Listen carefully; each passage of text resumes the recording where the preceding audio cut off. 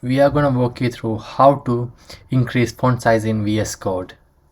If you find this video helpful, please make sure to subscribe to my channel for more easy tutorial.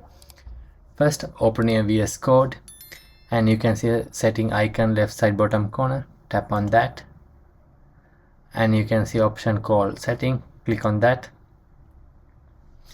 and if you click that, you can see font size. If you couldn't find the font size here, just search it in search bar font and it will appear here, and you can customize according to your preference. So I'm going to change it to 14 and save it.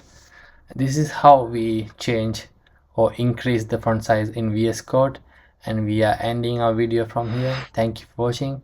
Please make sure to subscribe and hit the thumbs up button.